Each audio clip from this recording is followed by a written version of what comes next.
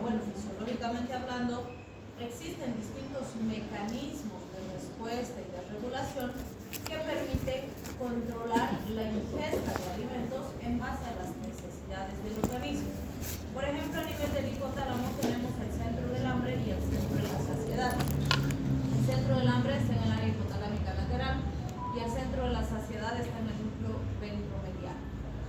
¿Qué implican estos? Por ejemplo, digamos que ustedes están en clase desde esta mañana, no han ido a almorzar, han tomado solo un cafecito, entonces en este momento se va a activar su centro del hambre y va a hacer que sientan hambre, ¿no? Y que su estómago empieza a decir, porque tienen hambre. Entonces, eso va a hacer que ustedes quieran consumir alimentos, ¿sí? ¿Podría ser que los consuman? Sí. Pero si están en clase, por ejemplo, o tienen un examen y están dando su examen, aunque tengan mucha hambre, no van a ir a consumir alimentos, ¿sí? Entonces, siempre les digo, estos centros son importantes para controlar el apetito, ya sea la ingesta o la disminución de la ingesta, pero no son determinantes, porque otras características externas pueden determinar si el individuo ingiere o no ingiere alimentos. O resulta que tienen mucha hambre, pero pucha, han venido justito o se han olvidado su billetera y solo tienen en su bolsillo para su pasaje de vuelo. Entonces, aunque tengan mucha hambre, pues no van a comer, ¿sí? Entonces, vean, el centro se activa, hace que se activen mecanismos de señalización para que me dé hambre, pero no van a determinar si como o no como, ¿sí? Lo mismo con el centro de la saciedad. Puede ser que, no sé, digamos que he ido a visitar a mi tía y es de la escuela antigua que dice, pucha, si no comes, le estás rechazando su comida, se resiente 5 meses, dice que eres un malcriado y no sé qué, ¿no? Entonces te ha dado y además te sirve como albañil cuando vas así harto, ¿no? Entonces tú comes y pucha, ya no puedes, te falta la mitad. Entonces, pucha, y la tía te está mirando feo, entonces dices, ni modo, voy a seguir comiendo hasta acabar, para no quedar mal, ¿no?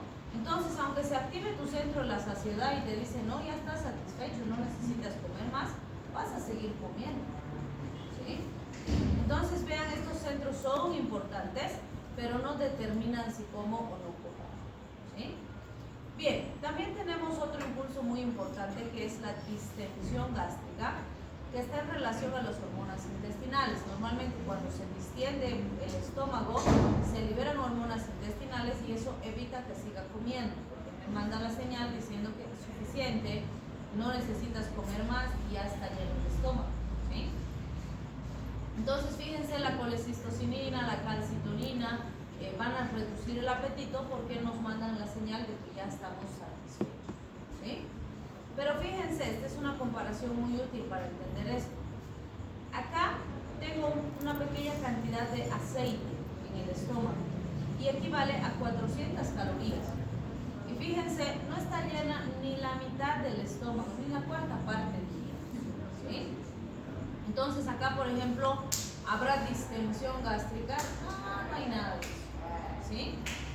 En este de al lado tengo pues que ha comido pollos fritos, ahí tengo unas 3 presas de pollo frito que equivalen igual a 400 calorías, exactamente igual que este chorro de aceite, ¿sí? Pero fíjense, el estómago no está lleno ni siquiera al 50% de su capacidad, así que aquí todavía puedo tener hambre, todavía puedo querer seguir ingiriendo alimentos, ¿sí? En cambio acá, fíjense, el estómago está básicamente lleno al 100% de su capacidad, pero son vegetales, un poco de panecillos, qué sé yo, que igual equivale a 400 calorías. Entonces, fíjense, este y todos tienen 400 calorías. Pero por supuesto, con este primero, de ninguna manera se va a activar la distensión gástrica como mecanismo de regulación. En cambio aquí, sí. Entonces, en cada caso es importante, como siempre les digo, saber qué comer y en qué cantidades comer, ¿sí? No solo comer, porque aquí seguro que para llenar este estómago puedo seguir comiendo cantidades importantes y voy a introducir mayores cantidades de calorías. O lo propio, fíjense, aquí abajo, ¿qué me compara? Me dice aquí, a este lado, tengo una botellita de coca con un sándwich. Esto equivale a 1740 calorías. Aquí al lado tengo cereales, vegetales, unas galletitas, refresco, unas verduras, huevito, pollo, vegetales, algunas frutas conservadas, etc. O sea, todo esto contiene 1740 calorías. Igual que este sándwich y esta coca. ¿Sí? Pero fíjense la diferencia en cantidad. Entonces yo les decía varias veces, no es dejar de comer. La peor dieta que existe para el paciente es cuando deja de comer. Es saber qué comer y en qué cantidades. Porque fíjense, con seguridad con todo esto, ustedes van a quedar también satisfechos. Y no es comida fea o comida mala o solamente lechuga, no. Y tiene la misma cantidad de aporte calórico que este parcito. ¿Sí? Bien, si hablamos de la glicemia, la insulina y el glucagón, que son los que van a ayudarme a regular los niveles de glicemia en plasma, fíjense, cuando hay alta concentración de glucosa disponible para los tejidos, hay activación del centro de la saciedad, porque dice que es suficiente, ya tenemos suficiente glucosa. En cambio, cuando disminuye la glucosa, entonces más bien se activa el hambre, que está ligada con el glucagón, ¿no?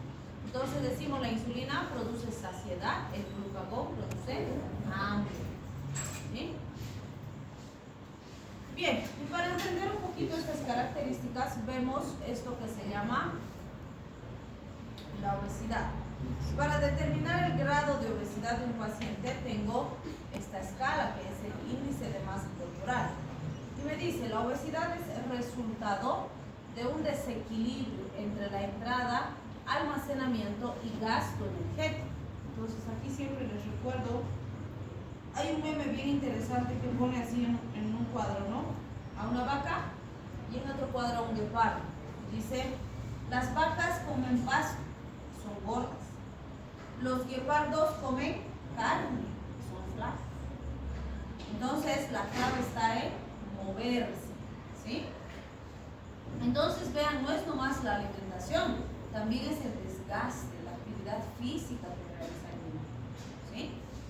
Entonces, ¿qué decimos del índice de masa corporal? Vamos a ver que es un parámetro que rápidamente, en cuestión de un par de minutos, me ayuda a tener una pantallazo, un vistazo de si el peso es acorde para la talla de mi paciente, ¿sí?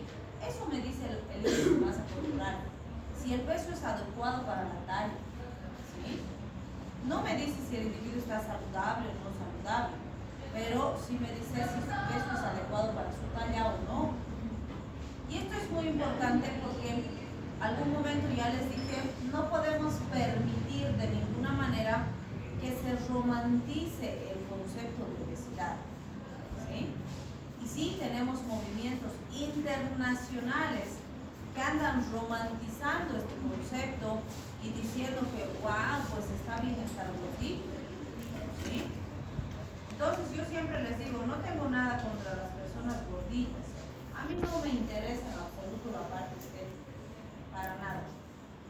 Pero la obesidad es un problema de salud muy importante que afecta a muchos órganos y sistemas. Entonces yo les digo, a ver, le diremos al paciente que no, que está bien con cáncer, está muy bien tener cáncer, que se ve chingón con su cáncer, que se sienta contento y bendecido de ser canceroso.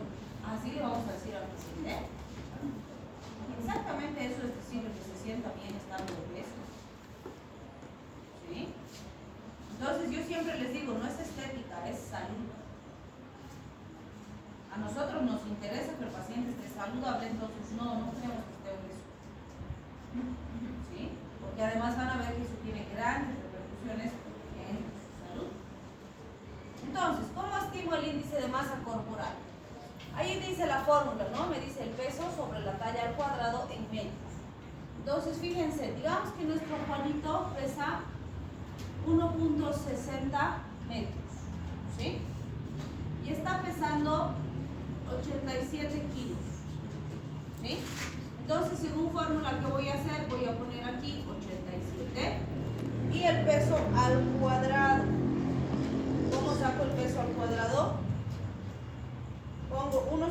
por 1,60.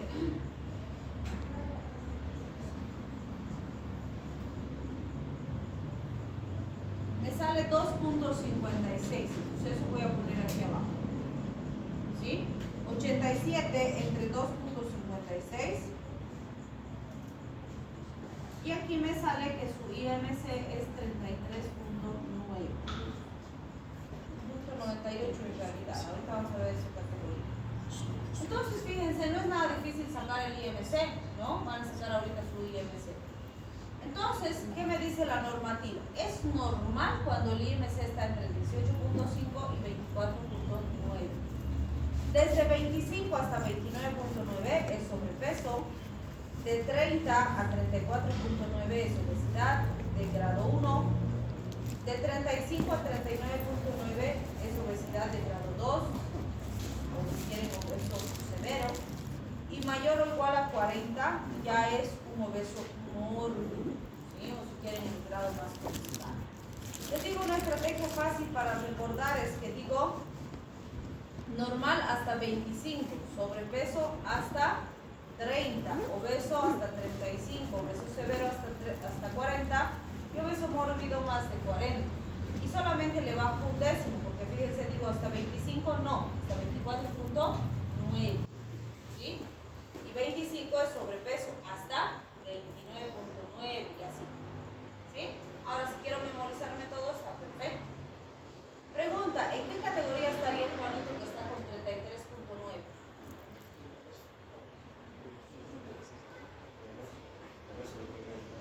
Obesos, si quieren obesidad de primer grado.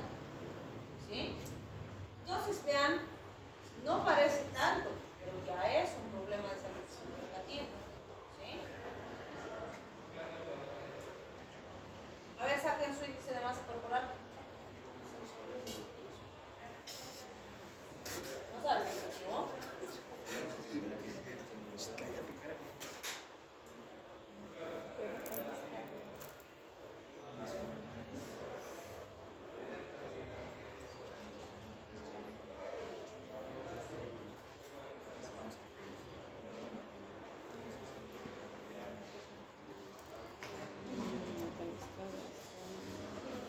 ¿Quieren examen hoy día o qué? Sí. ¿De qué tienen?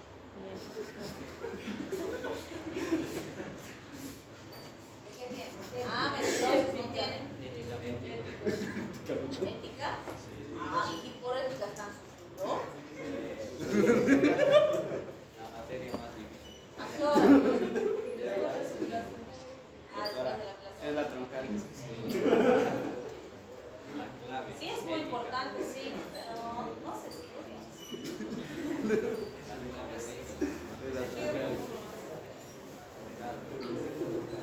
Ya, descansen un ratito. Hablamos de obesidad. Existen varias causas que se han identificado para que el paciente pueda ponerse obeso, por decirlo así. Entonces, la mayoría de estas características son predisponentes, pero no determinan si el paciente finalmente es obeso o no. Por ejemplo, si hablamos de la ingesta calórica excesiva, es una de las causas principales, ¿vale? Es decir, que el paciente consuma más de lo que necesita. Y obviamente si es un paciente sedentario, si es un paciente que no realiza muchas actividades y demás, necesita menos, ¿sí?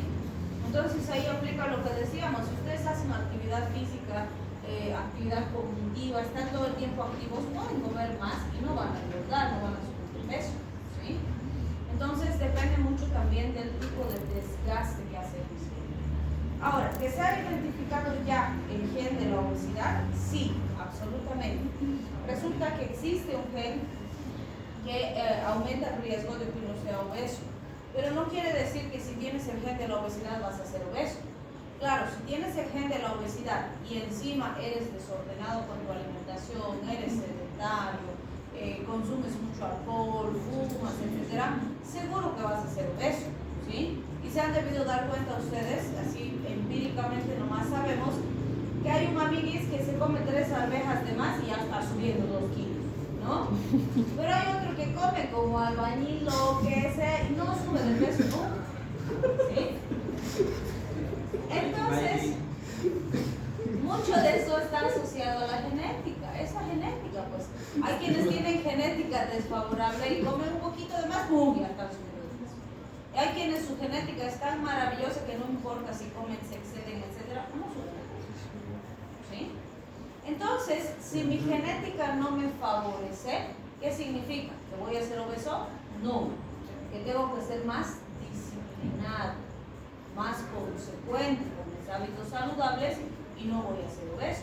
¿Me va a costar más? Sí, pero puedo estar saludable a pesar de tener predisposición genética. ¿Sí? Bien, las características socioeconómicas también son importantes. Resulta que hay estudios que han mostrado que las personas de nivel socioeconómico más bajo tienen más tendencia a ser obesos. Y eso lo podemos ver bastante en nuestro medio, ¿no? La cultura aquí es barriga llena, corazón contento. Entonces, o si comes harto, es muy bien, estás comiendo bien, ¿sí? Y lo podemos ver en las comidas tradicionales. Si se van ustedes, no sé, a comer un pollo al espiedo, ¿qué trae? Una presa de pollo y tiene arroz, fideo, papa, plátano, o sea, 4 carbohidratos, ¿sí? ¿Y tiene ensalada? No. ¿Sí? O si vemos un picante de pollo, tiene su pollito ahí con su guisito, tiene arroz, tiene papa, tiene fideo, tiene chuño, ¿sí? Y ahí de adornito sus 3 perejiles con sus tomatitos. Entonces las proporciones que comemos no son las recomendadas por los nutricionistas. ¿Qué nos dice el nutricionista? Una proporción correcta de distribución de alimentos en el plato, ¿cuál es? El 50% del plato deberían ser vegetales. 50%, o sea, la mitad de tu plato deberían ser vegetales, ¿sí? El otro 50% lo divido en 2 y deberían ser carbohidrato y proteína. Y pues nos dicen, idealmente, el carbohidrato debería ser un solo tipo de carbohidrato, ¿vale? Es decir, si es arroz, solo arroz. Si es fideo, solo fideo, ¿sí? Pero a ver, servirle a un cochalo solo arroz, te va a decir, ¿y la papita? No, no está la papita. O servirle fideo y la papita. Entonces, estamos acostumbrados a comer demasiado carbohidrato, ¿sí? Y fíjense, ¿qué les digo yo? Porque a veces de verdad está muy acostumbrado y arraigado el paciente a comer arroz con papa, fideo con papa. Entonces le digo, ok, ¿quieres comer los dos? Come, pero tienes que mantener esta proporción. Entonces, si aquí va a estar su papa, no sé, hasta acá, estito nomás ya es para el arroz. Esa cantidad de ingesta, ¿sí? ¿Puedes comer los dos? Sí, pero mantienes la proporción, ¿sí? La presa de pollo o la carnecita que comes es suficiente, no necesitas más proteína, pero vegetales, ¿sí? Y qué hace aquí el paciente, a veces tira su hoja de lechuga, así una hoja completa, 2 rodajas de tomate, según él está comiendo vegetales, el 50% de su plato. Mentira, pues, ¿sí? Aquí tiene que ir zanahoria, beterraba, pimentón, vainitas, brócoli, o sea, tanta verdura tenemos y todavía es baratito. Sí, ya no hay 2 pesitos que antes nos daban las caseritas, ¿no? Ahora 5 pesitos, pero aún, bueno, ya 6 pesos, ya ha subido otra vez. Pero a pesar de eso todavía hay un montón, y 6 pesitos ya sigue siendo bastante si comparamos con afuera. Claro, nuestros sueldos no son como afuera, ¿no? Pero bueno, todavía se puede, todavía puedes comer bien, ¿sí? Y de hecho, esto te sale pues mucho más barato que esto, ¿no? La carne está carísima. Creo que ya no vamos a comer carne, vamos a cambiar por soya, porque está súper cara la carne, ¿sí? Entonces vean, estas proporciones son las que se consideran saludables. Y es difícil que el paciente cumpla eso, ¿sí? O a veces le decimos, ok, Juanito, vamos a bajar de peso, y le preguntamos, ¿cuántos panes comes en tu desayuno? Y el Juanito, 8. Ahora está caro también el pan, ¿no? Va a tener que comer menos el pan. Pero sí hay pacientes que comen 5 o 8 panes en el desayuno, todos los días. Había uno que la hija se peleaba porque de verdad el papá lo que hacía era doblar la tortilla, la doblaba en 4, ¡pum! Un bocado era una tortilla. Sí, se comía 8. Decía, y dile con cuántas cucharas de azúcar tomas tu café. Primero, taza de café mediano, normal. ¿Cuántas cucharas? Un poquito dulce, tomo, ¿cuánto? Cantidad. 13. O sea, tomas un poco de café en tu azúcar, ¿no? 13. ¿Sí? Entonces, de verdad, esto es un desafío. Claro, si le digo al Juanito no vas a tomar azúcar desde mañana, pues seguro que no va a volver, ¿no? Y va a seguir tomando 13. Pero si le digo, ok, vamos a ir bajando uno por uno, cada 2 días, una cucharita, hasta que lleguemos a 2. Y eso pues, ¿sí? Pero imagínense, 13. Y de verdad tenemos pacientes que toman así. ¿Sí? Entonces sí es muy importante eso, ¿no? Mientras más sabe el paciente, mejor va a cuidar su alimentación también. ¿Sí? Bien, cantidad no es igual que calidad. La elevada ingesta de alcohol es otro factor importante. Han debido escuchar, es muy común en nuestra población decir la pipa chelera o la panza chelera, ¿no? Pipa le dicen a la panza. ¿Por qué? Porque los consumidores habituales de cerveza principalmente son panzones, ¿no? Les empieza a crecer la panza. Entonces, dice que es para poner su vasito ahí, ¿no? Pero, bueno, no sé. Sí es habitual que empiece a acumularse grasa abdominal por el consumo excesivo de alcohol. ¿Sí? Bien, dejar de fumar es otro factor importante, porque normalmente cuando está dejando de fumar, como es una adicción, el paciente tiene ansiedad cuando no está fumando. Entonces reemplaza esa ansiedad con comer, ¿no? Le da un poco de ansiedad, entonces en vez de fumar, come. Entonces empieza a comer más y empieza a engordar. ¿Sí? Por eso es que se les recomienda, por ejemplo, mascar chicle o comer semillitas, alguna cosa así que les baja un poquito la ansiedad y nos ayuda mucho. ¿Sí? Y este es chistoso, pero sí hay evidencia que lo corrobora. Dice que casarse también es un factor de riesgo para ustedes. Y sí van a ver que popularmente la gente dice, que se ha casado ya por eso es gordo. ¿Sí? Entonces, sí suele haber un incremento de peso en los dos cónyuges, no solo en el varón, no solo en la mujer, en ambos, ¿no? Nos dice que es estrategia, sí, lo mantienen gordo para que nadie lo mire. Mentira, pero no es norma, o sea, sí es más riesgoso, pero no quiere decir que si te casas tienes que ser gordo, mentira, tampoco va así.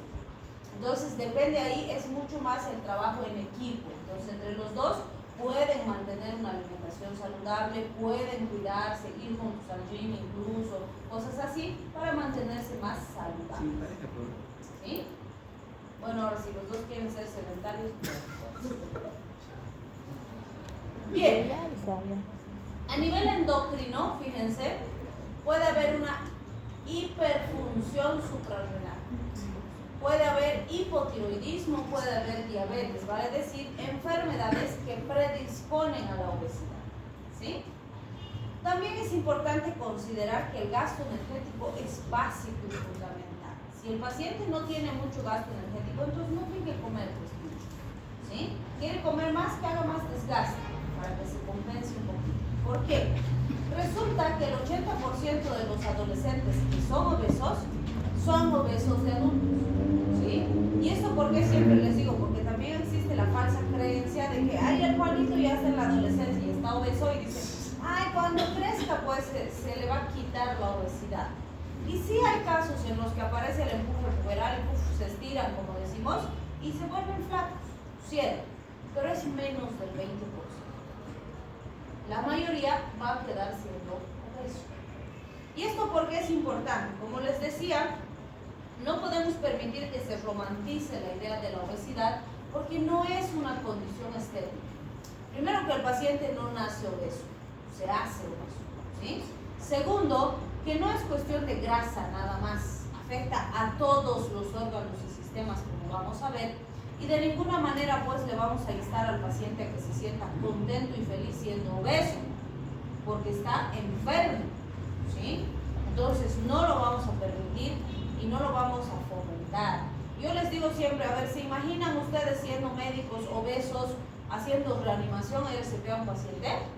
Pucha, ustedes más se van a infartar, después vamos a tener 2 reanimaciones en vez de una, ¿sí? O van a subirse a la camilla para hacer reanimación, ¿cómo se van a portar con la camilla? Una barbaridad, ¿se dan cuenta? O van a tener que ayudar a movilizar al paciente, si son obesos no van a poder, ¿sí? Entonces su cuerpo tiene que ser funcional. Yo les digo, ¿han visto caerse a un paciente obeso? Pucha, caen terrible. No les funciona. Seguro que en su mente dicen, mano, ponte ahí, pie, ponga, pero no les hace caso, pues se caen de jeta, se caen de costado, sus rodillitas se hacen tiras. No son funcionales. O hay mamás, por ejemplo, que van, dice que agarrarle al Juanito que se está cayendo y la mamá más se parte la jeta. O lo aplasta al Juanito. Encima cae sobre el Juanito. De verdad, parece chistoso, pero no es. Es terrible. ¿Sí? Entonces yo siempre les digo, el cuerpo tiene que ser funcional. A nosotros no nos interesa la estética. Yo les digo, todos son maravillosas creaciones del Señor, son guapos y guapas, pero nos interesa que estén saludables, porque eso les da calidad de vida. ¿Sí? Es una tristeza ver a un niño de 10 años que no puede corretear como pipoca con sus amiguis porque corre una cuadra y se está infartando. Un niño de 10 años. No está bien. No podemos decirle, ay, sí, está bien, va a crecer. No. Algo está mal, pues. No debería ser obeso un niño. Si los niños son pipocas, son súper activos. ¿Sí? Entonces, es sumamente importante considerar eso. Que el índice de masa corporal que hemos visto nos va a ayudar a saber si el paciente tiene un peso adecuado para su talla, sí. Pero que esto es suficiente para saber que mi paciente está saludable, no. Porque puedo tener, por ejemplo, un paciente que está con un IMC de 19, pero lo miro y está así con sus ojeras hasta aquí, todo arrugado y no sé qué, porque se está tomando semillas de la India desde hace un mes y está un mes con diarrea. Claro, su IMC está una belleza, ¿no? Pero el otro está pues, deshidratado, desequilibrado, desnutrido. No está bien, ¿sí? Aunque su IMC esté normal, ¿sí? Entonces, no es suficiente. Hay que hacer una valoración integral del paciente. Y de hecho, les digo, si ustedes ahora que ya saben sacar, saquen a ver de toda su familia, saquen de ustedes mismos. Fíjense que este y este, si vemos la siluetita, y de verdad es así, no se ven gordos. Este ya se ve un poquito más macizo, podríamos decir, que este, pero nada más, no se ve gordo, ¿sí? Y verdad, en la realidad es así. Este paciente con sobrepeso, este paciente incluso con obesidad de grado 1, no se ve gordo. Pero ya es importante corregir, porque es facilito que de ahí pase a obesidad de grado 2 o a más niveles, a que vuelva a lo normal. Ya tenemos que intervenir, ¿sí? Y les aseguro que vamos a encontrar muchos. ¿Qué me dice el índice de masa corporal? Si el peso que tengo es adecuado para la talla que tengo, ¿sí? Ahora, ¿aplica el índice de masa corporal para todos los pacientes? No. Si yo a un fisiculturista le hago este cálculo, me va a salir que está obeso, pero no está obeso, pues está fuerte, porque hace musculación y tiene más masa muscular que el resto. Entonces está macizo, pero está macizo a base de músculo, no es obeso, ¿sí? O por ejemplo, si le hago IMC a una embarazada, ¡uy! Me va a salir obesa, pero no está obesa. Lo normal durante una gestación es que la mamá suba de 10 a 12 kilos, ¿sí? Y eso es normal. Tiene que subir porque está llevando un nuevo ser en su vientre, ¿sí? Claro, si después de que el Juanito nace la mamá queda obesa, ahí sí, ya podemos decir que es obesa, ¿sí? De hecho, va a tardar 1 a 2 años en recuperar su talla, la fuercita de su cuerpo, la condición física, sí, es cierto. Pero ahora que hay mamás que dicen, ay no, pues es culpa del Juanito, porque desde que me he embarazado del Juanito me he vuelto gorda, antes yo era bien flaquita. Y le decimos, ¿y mamá qué edad tiene Juanito? 22. ¿Cómo va a ser culpa de Juanito si ya tiene 22? Doctora, O sea... Una pregunta, doctora. Hay según la teoría que algunas mujeres, digamos, les mejora el cuerpo tener un hijo. Bueno, dicen, no se ha escuchado más o menos, no sé. O sea, de hecho, cuando estás gestando, la liberación hormonal hace que desarrollen ciertas características que probablemente antes no han desarrollado. Por ejemplo, las mamas van a aumentar de volumen, ¿no? Las caderas, en general, si es una gestación de niña, las caderas se hacen más anchas. En cambio, los varoncitos no mucho. Pero sí hay modificaciones del cuerpo de la madre, ¿no? Pero obviamente sí va a subir de peso, va a ganar grasita y demás. Y ya dependerá, pues, después de que nace el bebecito, de cómo la mamá se cuida para reconstituir su cuerpito, ¿sí? Porque yo pretender que después de 2 años de haber dado a luz voy a seguir gorda por culpa de mi hijo, no, es pura irresponsabilidad mía. Yo les digo, este era mi índice de masa corporal cuando yo me embaracé. Yo he subido hasta 87 kilos. Me he pasado un poquito de los 12 recomendables, he subido 18. Pero ahorita no soy obesa, ahorita mi IMC ya no es así, ¿no?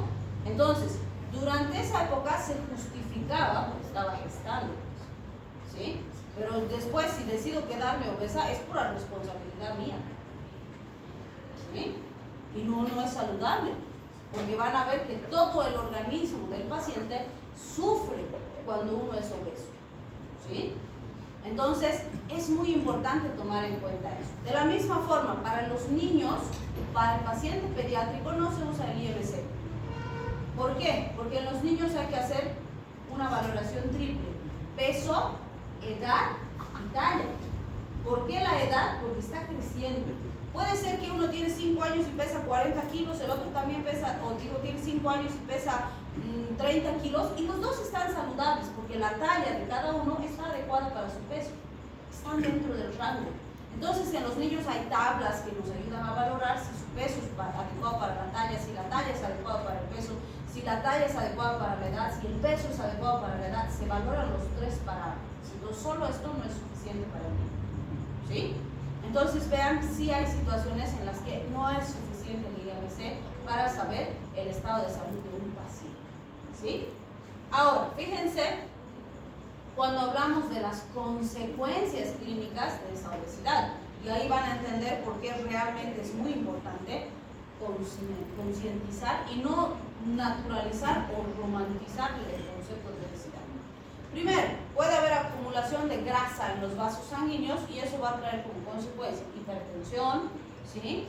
Aterosclerosis, se pueden taponar completamente los vasos como esto y nos van a producir incluso necrosis tubulares, o puede haber, por el aumento de presión, el desprendimiento de una placa de un ateroma, se convierte en un émbolo y ese émbolo me produce un accidente cerebrovascular, un infarto periférico, un infarto miocardio, una embolia pulmonar. O sea, son complicaciones graves, ¿sí? Las articulaciones, yo siempre les digo, ¿cuándo usamos nuestras articulaciones? Todo el tiempo. Desde que ustedes se han levantado esta mañana, están usando sus articulaciones. Imagínense cómo sufren las rodillas, los tobillos, la columna con sobrepeso, porque están cargando el doble de lo que deberían cargar, más de lo que deberían cargar. Se van a desgastar, se van a inflamar, se van a lesionar, ¿sí? Enfermedades metabólicas. Los pacientes obesos tienen más probabilidad de tener gota, de tener diabetes, de tener otras alteraciones metabólicas más.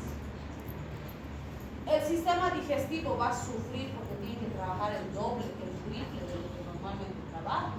Entonces pueden tener más alergias alimenticias, enfermedades por deficiencia, o sea, hay mucha complicación gastrointestinal en los obesos. La respiración se va a comprometer, claro que sí.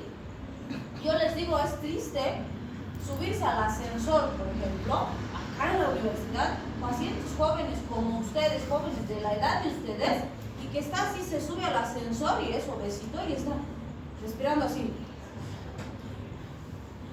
O sea, y se le escucha así, y él está de lo más normal, como si fuera normal respirar así, ¿no? Ahí con sus audífonos está, y vos lo ves así como...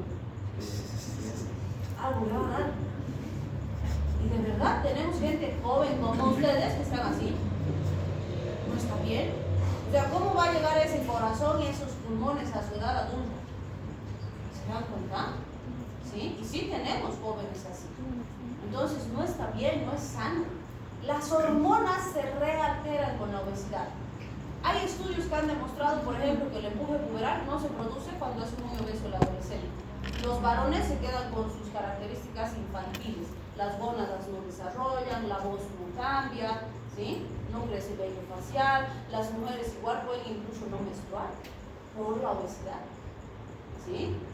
Entonces realmente tiene un impacto en todos los órganos y sistemas. Por eso les digo, no es grasa nomás, es un problema grave.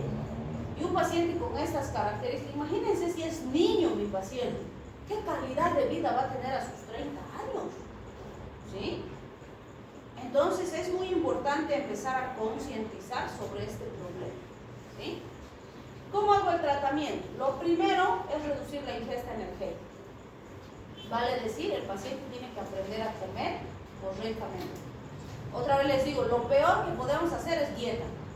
Las dietas no sirven porque el paciente sufre, luego se desespera y luego tenemos efecto rebote que es peor. Entonces no, hábitos de alimentación saludable que implica comer rico, comer bien, pero correctamente. Y puede ir bajando de peso. Solamente con esto les aseguro que ya vamos a ganar bastante. Pero tenemos que hacerlo de forma disciplinada, ¿sí? Segundo, aumentar el gasto energético. Obviamente el gasto energético o el ejercicio que vamos a hacer depende de la edad, del estado de salud del paciente. No te voy a hacer lo mismo a vos que a mi paciente de 40 años, que es cardiólogo. Para cada uno va a estar adaptado a sus necesidades y a sus características. Por ejemplo, natación, si está muy pesadito, la natación es una belleza porque el agua me disminuye el impacto en las articulaciones. Si lo mando a correr, se me van a lesionar sus rodillas, ¿sí? Tengo que bajar primero un poco de peso y después recién lo voy a mandar a correr, ¿sí? Entonces, para cada caso es diferente. No necesita inscribirse a gimnasios caros, puede hacerme ejercicio en su casa, en la comodidad de una sillita, viendo su informativo, echado en su cama viendo su novela, puede. ¿Sí? Que me haga 3 sesiones de 10 repeticiones, pero todos los días, empezamos con 10 minutos día y les aseguro que van a tener cambio. ¿Sí? Pero ¿qué necesito? Que el paciente tenga disciplina, que sea perseverante, porque si no va a fracasar. ¿Qué le tengo que hacer entender? No se ha vuelto obeso en una semana de comer mal. Entonces tampoco puede esperar volverse fitness y flaco en una semana de tratamiento. Van a ser semanas, van a ser meses. Pero lo podemos lograr si él se compromete. ¿Sí? Si eso no funciona, o bueno, junto a esto, dependiendo del grado de obesidad, puedo iniciar farmacoterapia. ¿Sí? Hay fármacos que aumentan el metabolismo, hay fármacos que disminuyen el apetito, hay fármacos que disminuyen la absorción de carbohidratos, de grasas, o sea, tengo varias alternativas. Lo que no existe, y le tengo que decir clarísimo, así con todas sus letras al paciente, es que no hay un fármaco como varita mágica que toma y mágicamente baja de peso. No existe. Eso no existe. ¿Sí? No hay, porque si no ya hubiéramos usado eso. ¿Sí? Entonces el fármaco me va a ayudar, pero tiene que ir acompañado de alimentación saludable y de actividad física controlada. Si no, va a fracasar. El fármaco solito no es suficiente. ¿Sí? Y si todo esto fracasa, ahí sí voy a tener que operar al paciente. La cirugía bariátrica que hemos mencionado antes ha sido diseñada para el obeso mórbio. ¿Sí? El bypass gástrico. ¿Sí? Que es una alternativa súper drástica, es muy mutilante para el paciente, tiene sus consecuencias, no es que lo operamos y ahora puede hacer lo que quiera y comer lo que quiera, mentira, ¿no? Su calidad de vida va a cambiar completamente. Que sí vamos a tener buen resultado en el peso, claro que sí, va a bajar muchos kilos, pero de por vida va a quedarse sin estómago, casi sin estómago. Entonces eso tiene sus consecuencias a largo plazo. ¿Sí? Entonces hay que concientizar al paciente al respecto. Bien, yéndonos al otro extremo, cuando hablamos del requerimiento proteico, este debe incluir los aminoácidos esenciales que vimos en algún momento para sintetizar los no esenciales. Un varón estándar debería consumir 55 gramos de proteína al día y una dama 44 gramos por día. El nitrógeno de los aminoácidos debe ser suficiente para sintetizar los aminoácidos no esenciales. Sabemos que no tenemos sitios de almacenamiento de las proteínas, así que para el mantenimiento de las proteínas tisulares, todos los días necesitamos ingerir proteínas. La formación de proteínas corporales en crecimiento, embarazo, lactancia son mayores, por eso es que en esas etapas los requerimientos son mayores a esos que hemos mencionado. Lo mismo, si tenemos infecciones severas, traumas, enfermedades graves como el cáncer, existe una gran destrucción del tejido. ¿Eso qué implica? Que necesita un aporte más alto. Siempre les digo, acuérdense de los pacientes con COVID que han entrado a terapia intensiva. Después de meses saliendo de terapia estaban flaquitos, ¿sí? ¿Por qué? Por este desgaste, ¿sí? Bien, la siguiente clase vamos a ver desnutrición.